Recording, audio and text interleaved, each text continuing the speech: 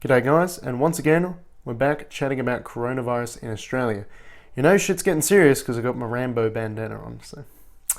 Yes, but the situation in Australia continues to escalate with the government response increasing in kind. Whereas before I chatted about my video, we were getting to that stage, we're adding, again, hundreds of new cases every day, and we expect this to decrease over time.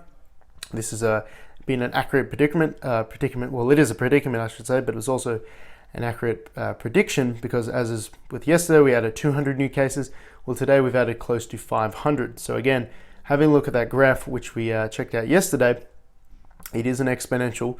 So we should expect to see the number of new cases every day being larger than the last. So it shouldn't take us too long until we're hitting the point where we're hitting 1,000 new cases a day, then multiple thousands, then tens of thousands, as we're seeing up in Europe. But as I mentioned, the government has had an increased response to coronavirus. So as I was chatting about yesterday, we're expecting a government shutdown to be placed into effect, and this has come into effect from midday Monday, just today. So reading from The Guardian, state governments have ordered the closure of pubs, clubs, gyms and other facilities as Australia tries to slow the increase in coronavirus cases through enforced social distancing. The National Cabinet agreed to the new restrictions after it became clear that Australians weren't following the current guidelines, with beachgoers crammed on Bondi Beach and people still heading out to pubs and clubs on the weekend. So this is obviously a step above and beyond the current social distancing enforcements we've seen so far. So rather than saying, look, you can have 100 people inside the club, that's fine, or the pub, we're just saying, nah, fuck it, you just can't do it anymore. It's too risky and this sort of thing. So there are certain things that have remained open: supermarkets, fuel stores, petrol stations, pharmacies, and this sort of thing. Restaurants and cafes can still serve people; it just has to be taken away. You can't eat on premises. Movie theaters are closed. Entertainment theaters are closed. Tragically, gyms are all closed around the country as of today, midday. So as such, in response, I've started kitting out the home gym. I'm building a power rack at work. So yeah, I was just mucking around there this afternoon. So we won't be squatting for a bit unless I try to front squat the Olympic bar. Somehow I wriggle my way under there. We'll figure it out. It's gonna be a time of ingenuity. Necessity is the mother of invention.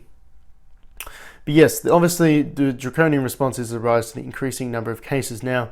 As I always repeat, don't expect these cases to actually stop the spread of coronavirus in Australia, because if we think about, the person who's infected with coronavirus, he can no longer go out to the pub and the club and, rub and dance and touch people and shed the viral load onto them, but he still could a week ago when he was completely asymptomatic. So again, plenty of people have already been infected through these social venues, despite the social distancing protocols that were put into place. We can just expect to see a curbing of cases, not a complete cure-all from this sort of thing. So other government responses in relation to the stock market, we've seen that crash today by 5.6%. The government is currently debating a stimulus package that's going through. I believe it's hundreds of billions of dollars. What exactly is in there, we don't know. Support for small businesses.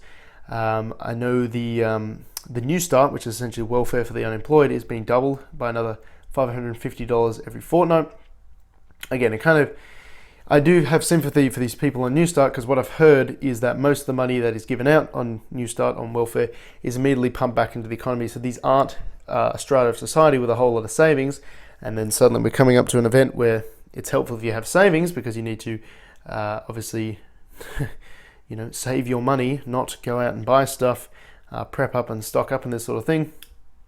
Very vulnerable people, and unfortunately that's sort of the place we've reached as a society. I don't approve of it, obviously, government spending and this sort of thing, but it's either that or let these people starve, which obviously the government isn't going to do in this sort of thing.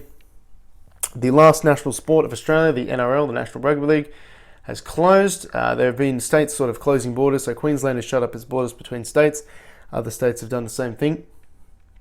Now, an area of concern or confusion at this point in time is the treatment of schools, because we're closing down a lot of places that have this high capacity, lots of people moving through them, like pubs and clubs and movie theaters and this sort of thing.